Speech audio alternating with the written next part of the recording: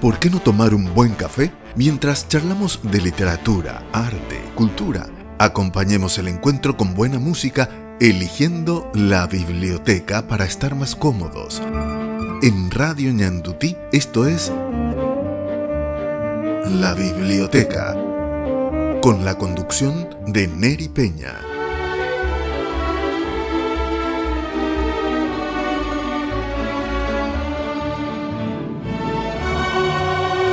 Amigos y amigas de la biblioteca, bienvenidos.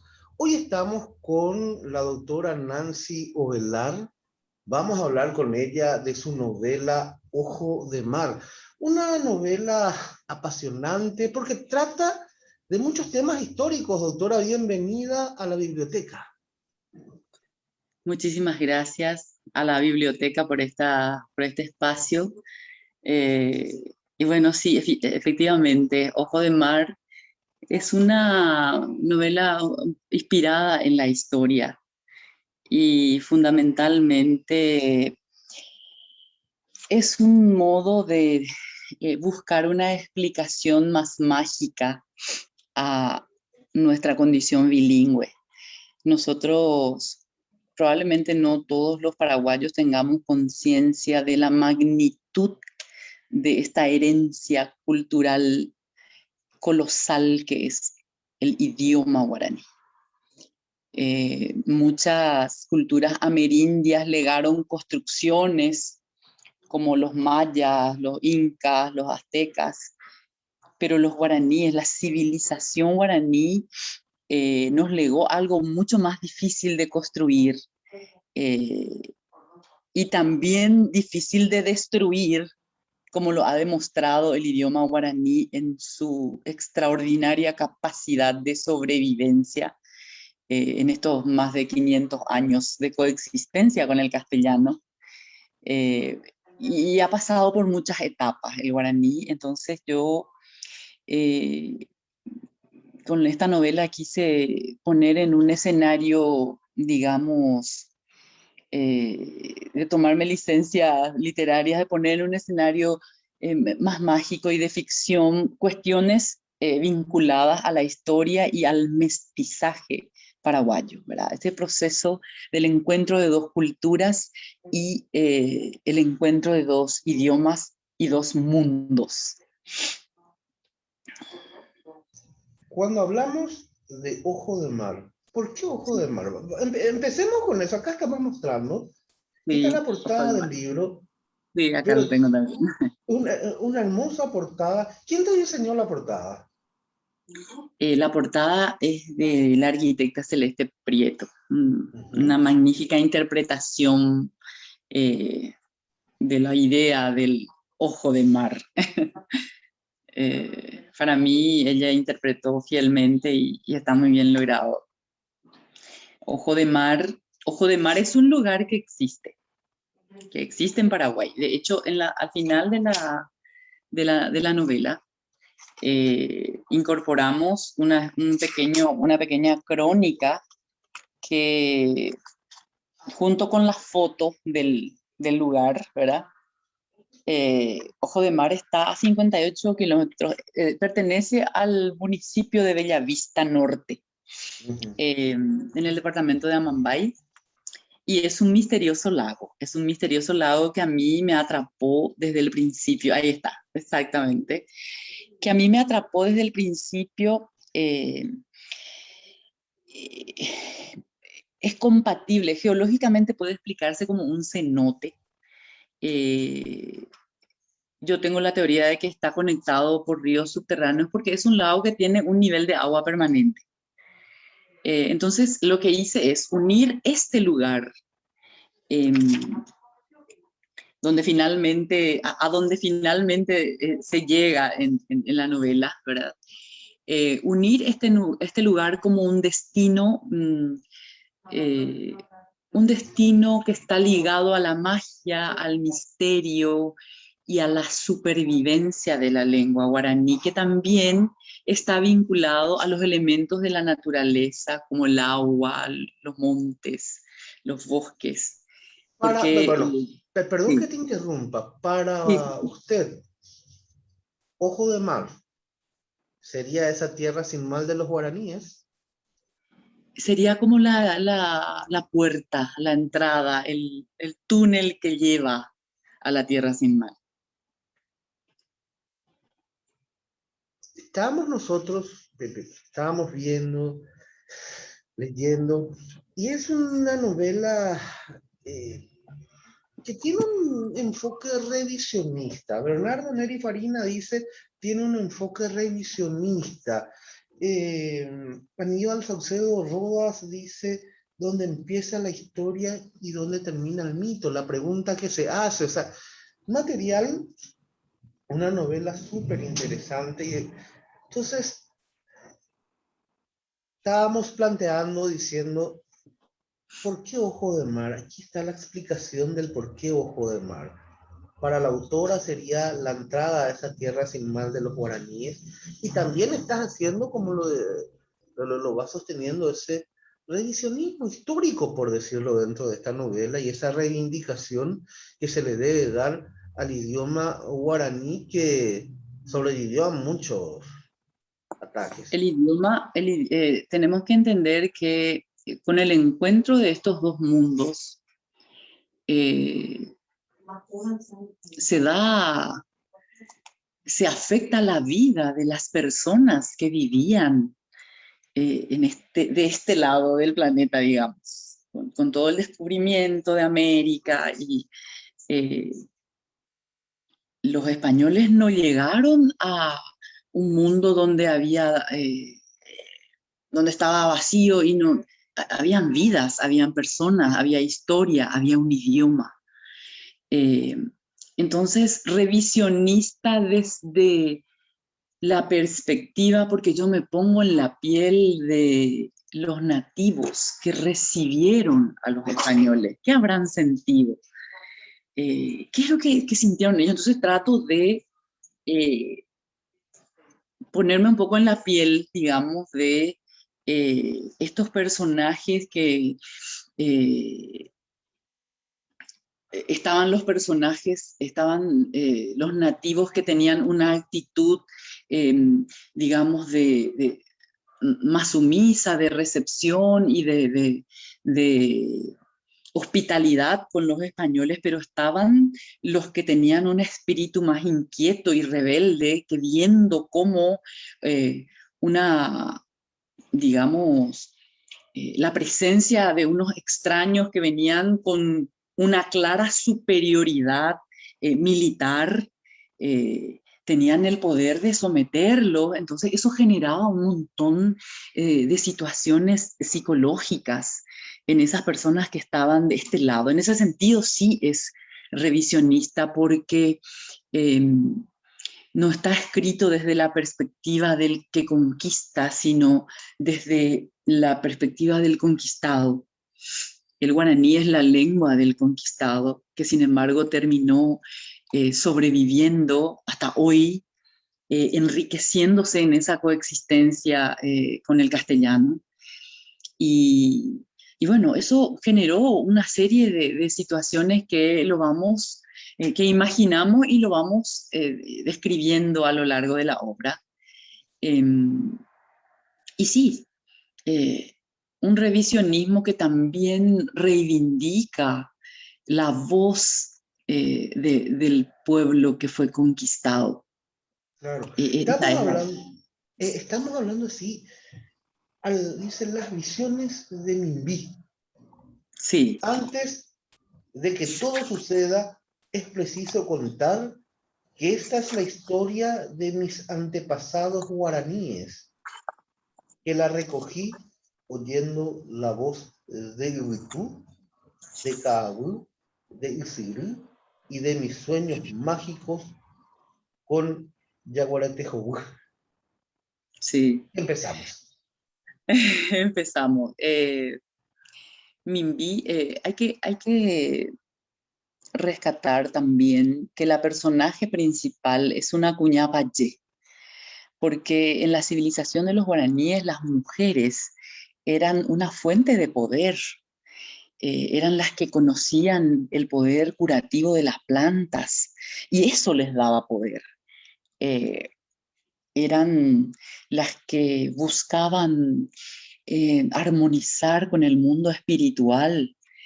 Entonces, y se les llamaba Cuñapayé, o a los hombres eran los payés de, de las tribus, de las comunidades eh, asentadas a lo largo y ancho de América, ¿verdad? Eh, los guaraníes no eran un pueblo precisamente beligerante, ellos eran más introspectivos, de hecho, poder construir una lengua en donde se privilegia la expresión, que yo creo que es el secreto de por qué se mantiene, porque por la fuerza de su expresividad. Poder construir esa lengua no es casual, tiene que ver con un modo de vida, con un modo de existir en el mundo, que es casi más contemplativo, porque esa observación eh, paciente, lenta, empiezan a construirse las palabras y a crearse las palabras.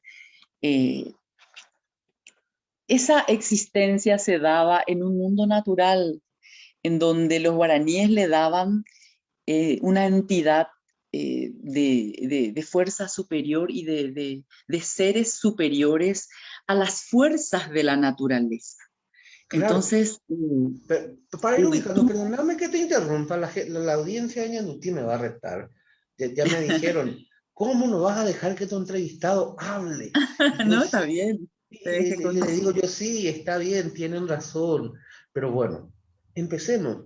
Por términos que a mí me llaman la atención, ¿cómo se llama? ¿Qué era Mimbi? Era Cuñapayé. Una Cuñapayé. Una Cuñapayé era Cuñapayé, la líder espiritual, pero claro. era también la sabia de la tribu que Y, conocía, curaba a los enfermos, conocía y tenía unos poderes que claro. eran Por eso es que como sobrehumanos. nosotros nuestra historia es una historia oral, los paraguayos tenemos eso. Nuestra historia nosotros no tenemos muy poca documentación después de la guerra de la Triple Alianza, peor, pero nuestra tradición es más Es oral, oral. es oral. El guaraní Y es una lengua oral que ahora los claro, estamos tratando con la ley de lengua y con toda igual, la historia. justamente después quiero hablar de la ley de lengua, porque esta novela totalizadora, vamos a ir. ¿Por qué te digo con el tema del guaraní? Dentro de la tradición, dentro de la cultura paraguaya, hay un maleficio y algo que dice, se le hizo payé. Se le O hizo sea, fallez. viene de ese poder espiritual que tenían los hombres o las Y mujeres las mujeres. guaraníes, que Sí. eran a lo mejor el herborista o el que Tenía otra consultaba a los dioses. connotación el payé. Claro, y con el tiempo, ¿cómo puede ir Se fue cambiando? reduciendo y acotando al hechizo. Pero es Claro, mucho más que eso. Es mucho la cuñapa ye o el payé. claro, todo eso es lo que va diciendo. A los hombres se les decían el Estamos teniendo un pequeño problema de graba comunicación. Un pequeño problema de comunicación con entra la una doctora. llamada. Ahí hablamos otra vez, estamos con la doctora, porque recuerden que la biblioteca la hacemos vía plataforma digital, usamos la plataforma de Zoom, se transmiten en el Facebook, usted nos va a encontrar en la biblioteca, arroba la biblioteca PY, este mismo material y otras entrevistas van a encontrar en YouTube o en el diario digital de Ñandutí, www.nanduti.com.py. Lo que sí estaba explicando ella, cómo se redujo al hechizo lo que era antes la profesión de, del líder espiritual de los guaraníes, la mujer o el varón. Así mismo. Bueno, Indistintamente, con los mismos poderes.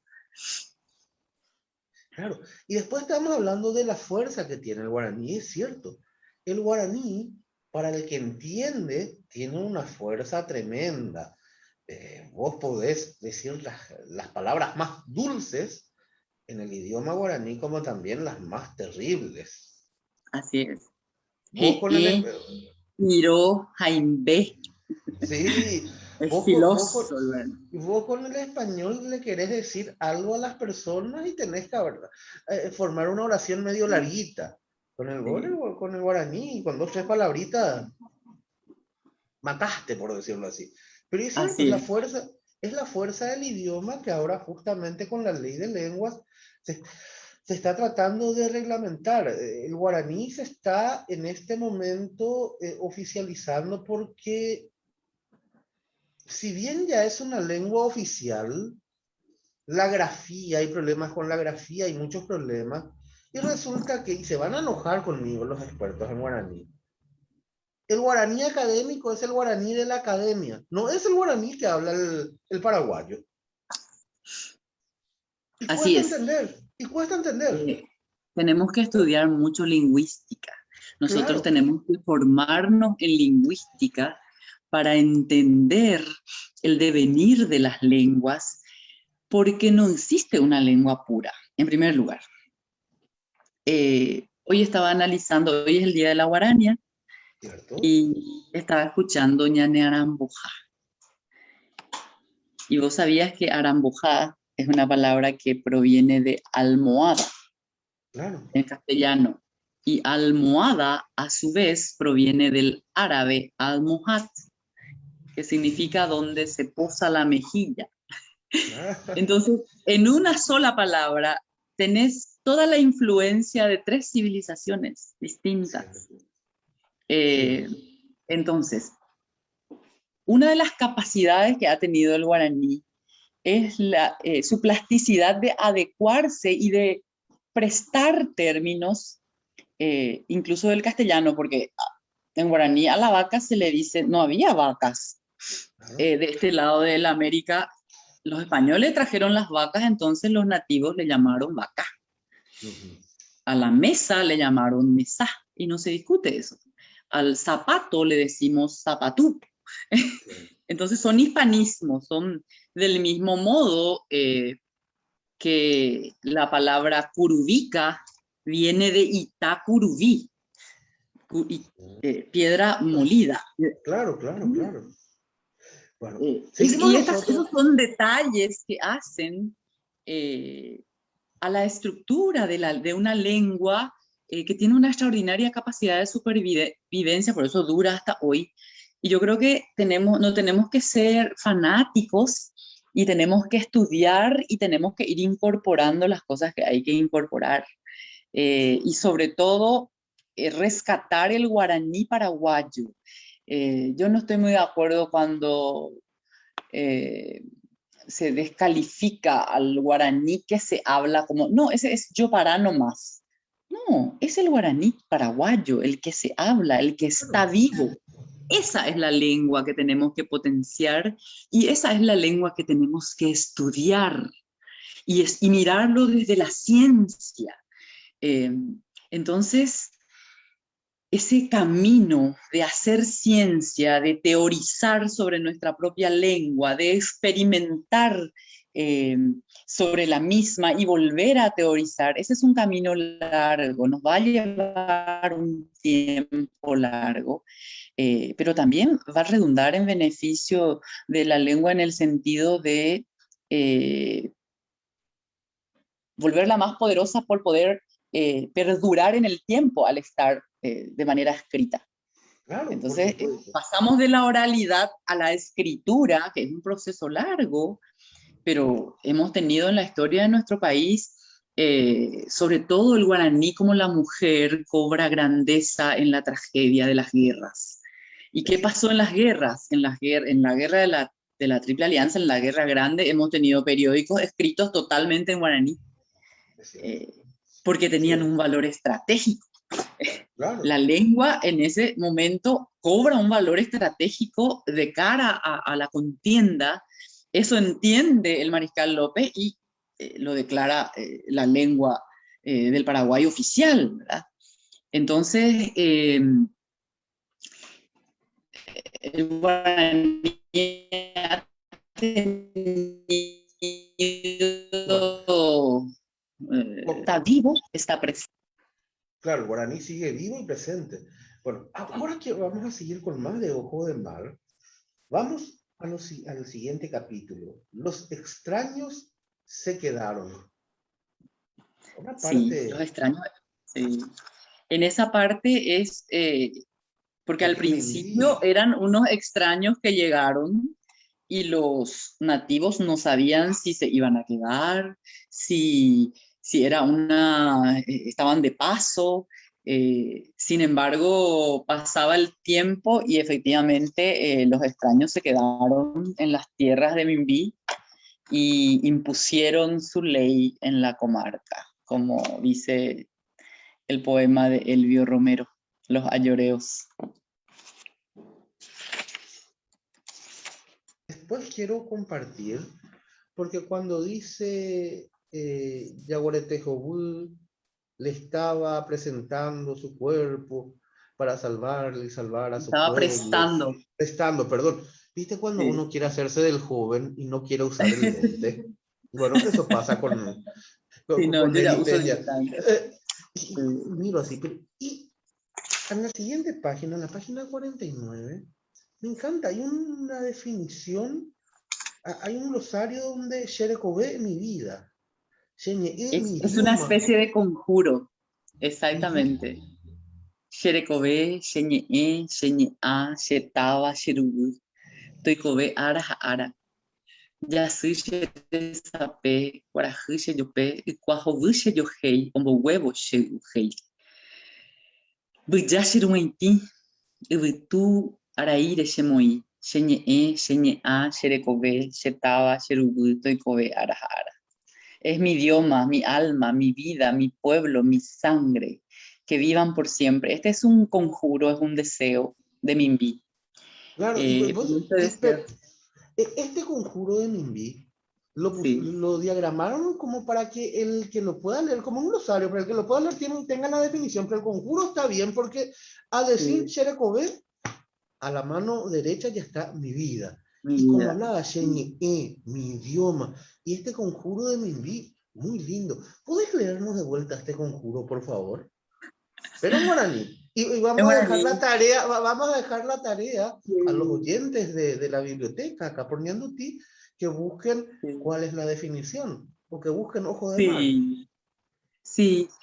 Minbi eh, entendía, ella como era visionaria y tenía poderes, eh, antes que llegaran los españoles, ella intuyó lo que pasaría. Entonces hilvanó este conjuro porque ella sentía amenazado su mundo. Y dice así, Sherekové, Sheñe'é, Sheñe'a, Shetaba, Sherubú, Toikové, Ara Ara, Yasú Sheresapé, Cuarajú Sheyopé, Ikuajovú Sheyohei, Ombohuevo Sheujei, Kaawú Shemo'a, Buyá Sherumaití, Ibiture Araire Shemoí, Sheñe'é, Sheñe'a, Sherekové, Shetaba, Sherubú, Toikové, Ara Ara. Fantástico. Parte de ese conjuro. Ahora vamos a Aracaré, el cacique rebelde. El caso. Ese es real. Ya, Esa parte de la novela es real, es histórica. De hecho, el cacique Aracané fue el primer, digamos, fue como la primera víctima, porque él fue ajusticiado, él fue colgado, porque se negó a acompañar a Álvaro Núñez Cabeza de Vaca a una aventura buscando, porque vos sabés que ellos llegaron aquí buscando el Alto Perú, buscando oro. Tuvieron que conformarse con los maizales guaraníes en ausencia del oro. Y entonces al ver que Álvaro Núñez quería reclutar a los indígenas que no tenían ninguna experiencia eh, como soldados pero quería reclutarlos y entrenarlos para ir a esa aventura buscando el Perú.